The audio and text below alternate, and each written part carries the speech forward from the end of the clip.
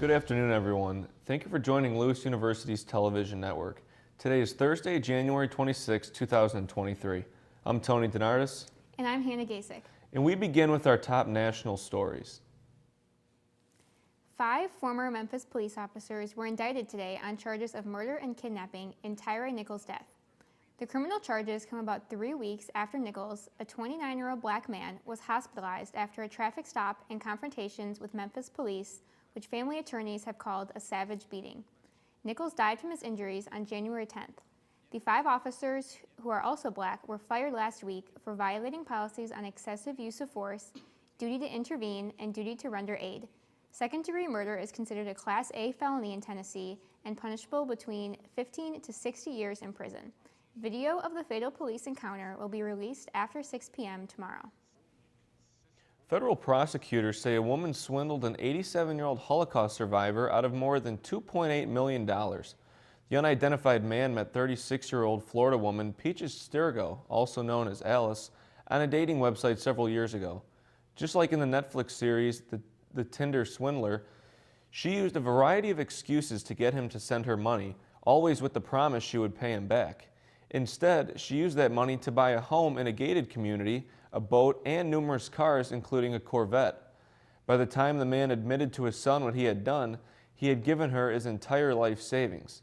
Sturgo is now facing charges in federal court. A Canadian woman pled guilty Wednesday to sending letters containing poison to then-President Donald Trump. Pascal Cécile Veronique Ferrier sent the threatening letters containing homemade ricin in September 2020 to Trump, as well as 8 Texas law enforcement officials. The plea agreement filed in federal court in Washington, D.C. details that the letters include references to, quote, give up and remove your application for this election, and that if the poison doesn't work, a better recipe will be found for another poison. Ferrier, who holds dual citizenship in France, was previously detained in Texas in 2019 for sending letters containing ricin to law enforcement officials. She was also arrested when trying to cross the U.S. border with a loaded gun, hundreds of rounds of ammunition, and several other weapons. Ferrier will be sentenced on April 26th and faces more than 21 years in prison if court accepts her plea agreement.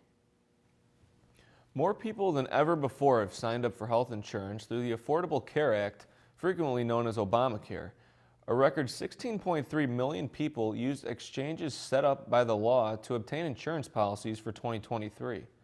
3.6 million of those people are new to Obamacare coverage this year. The numbers have been going up since President Joe Biden took office in 2021, skyrocketing nearly 50%. A big part of that is likely due to federal premium subsidies and increased outreach efforts. Those subsidies were enhanced substantially as part of the Biden administration's COVID-19 relief package that has been extended through 2025.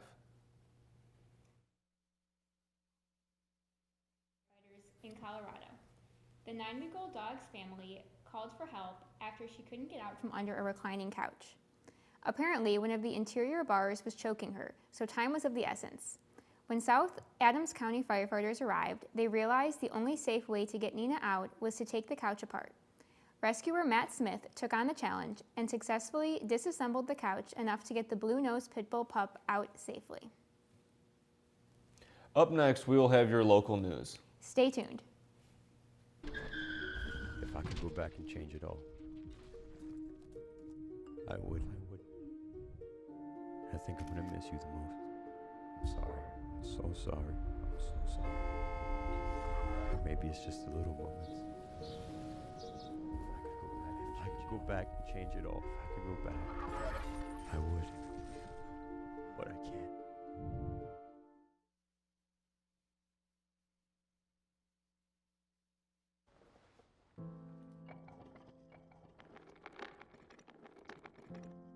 Maybe he's really focused. Hey, Michael. Maybe he likes spinning the wheels. Maybe he just loves trucks. Maybe he's just being a boy.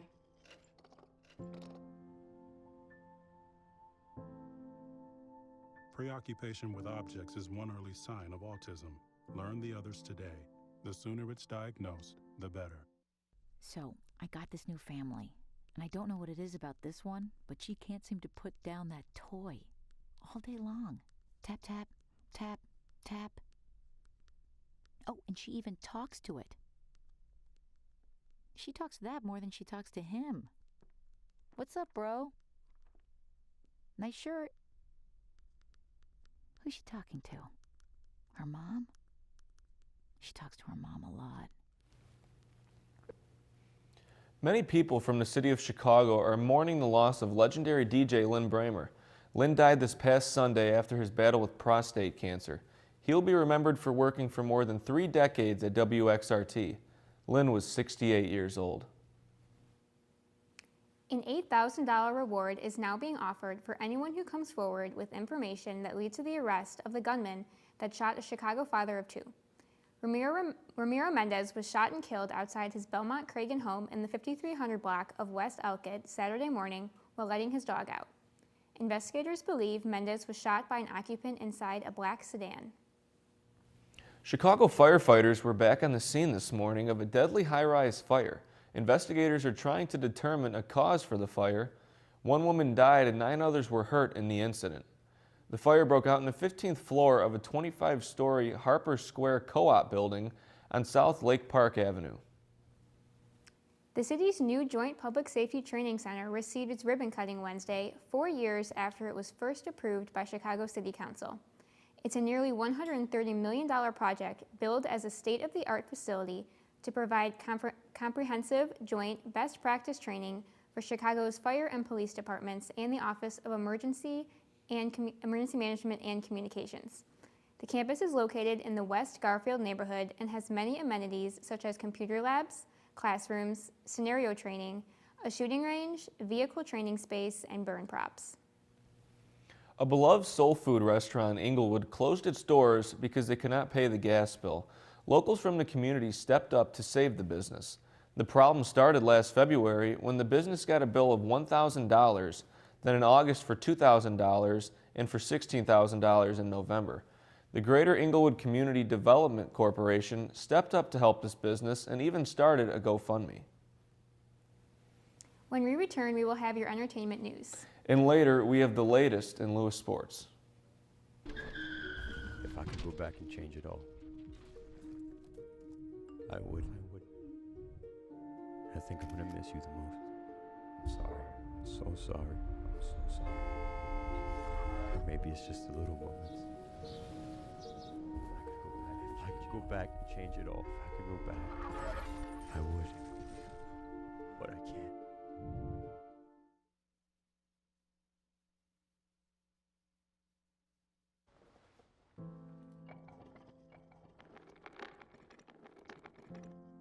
Maybe he's really focused. Hey, Michael. Michael. Maybe he likes spinning the wheels. Maybe he just loves trucks.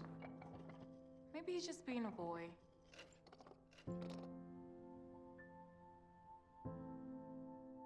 Preoccupation with objects is one early sign of autism. Learn the others today. The sooner it's diagnosed, the better. So, I got this new family, and I don't know what it is about this one, but she can't seem to put down that toy all day long. Tap, tap, tap, tap. Oh, and she even talks to it. She talks to that more than she talks to him. What's up, bro? Nice shirt. Who's she talking to? Her mom? She talks to her mom a lot. Grammy-winning sensation Mary J. Blige is on the cover of People's Magazine's Black History issue. After 4 decades in the business, the 52-year-old singer has released 15 studio albums. Her latest, Good Morning Gorgeous, has been nominated for 6 Grammys. Blige says she finally feels like she has her life together. Each morning she wakes up, looks in the mirror, and says, "Good morning, gorgeous," just like the title track of her album. She says the ritual helps her appreciate her life and all its ups and downs, including substance abuse and recovery. The Queen of R&B has also continued acting. She is set to return to the Starz series Power Book 2 Ghost next month. Paris Hilton is a mom. It appears that way anyway. On Tuesday, the personality and heiress took to Instagram to post a photo of a baby clutching a woman's thumb. She wrote the quote, "You are already loved beyond words," and added a blue heart emoji. It would be Hilton and her husband Carter Room's first child. They were married in 2021, and since then, Hilton has openly spoke about using IVF to conceive a child. Hilton hasn't publicly shared any other details or confirmed whether the baby was born via a surrogate. 2023 is shaping up to be another big year for actress Sheryl Lee Ralph. She just booked a new gig, and it's not for her acting skills. The NFL has chosen the Abbott Elementary star to perform during the Super Bowl's pre-show. Ralph will sing Lift Every Voice and Sing, known as the Black National Anthem. The Abbott Elementary star had social media buzzing when she sang on stage while accepting her Emmy Award last year. But Ralph is no newcomer to singing on stage. She has had a long career on Broadway, starring in the 1981 hit Broadway musical Dreamgirls. Country music star Chris Stapleton is handing over his CMA Vocalist of the Year crown and putting on another one, the Super Bowl Performer one. The NFL just announced he'll be belting out the Star-Spangled Banner for the biggest night in football. The Kentucky native is known for hits like Tennessee Whiskey, Parachute, and Starting Over. He'll be joining stars like Rihanna, who is set to perform at halftime. This year's Super Bowl will be held in Glendale, Arizona on February 12th. According to Rolling Stone, pop star Justin Bieber has sold the publishing rights to his catalog of music for a record amount. The reported value of the deal with Hipgnosis Songs Capital is about $200 million. That's less than half of the reported $500 million legend Bruce Springsteen got when he did the same thing. But it's still the largest sum of any artist from Bieber's generation. The deal means the rights holder, Hipgnosis, will get to decide who can license usage of Bieber's music, for example, on the radio, in commercials, or social media ads. Up next, we have your Lewis Sports Update. Stay with us. If I could go back and change it all, I would. I think I'm gonna miss you the most. I'm sorry. I'm so sorry. I'm so sorry. Or maybe it's just the little moments. If I could go back and change it all. If I could go back, I would. But I can't.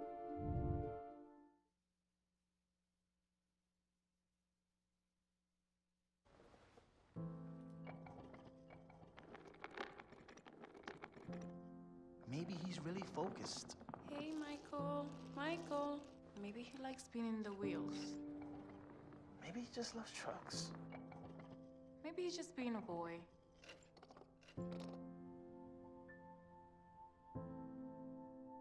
Preoccupation with objects is one early sign of autism. Learn the others today. The sooner it's diagnosed, the better. So, I got this new family, and I don't know what it is about this one, but she can't seem to put down that toy all day long.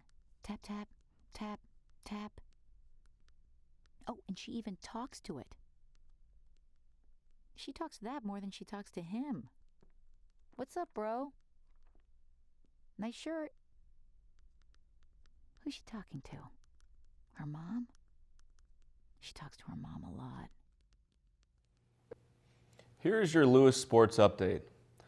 Lewis University women's bowling team placed second on January 22nd at the Peacock Classic at Cadillac XBC.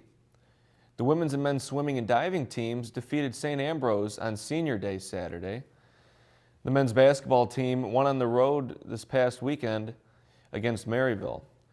The women's track and field team placed third, while the men's track and field team placed fourth place at the Notre Dame Invitational Saturday. That's it for today's news. Thank you for watching. As a reminder, you can always keep up with Lewis News on Facebook, Twitter, Instagram, and by visiting our YouTube channel. I'm Hannah Gasick. And I'm Tony Donardis. Have a great night.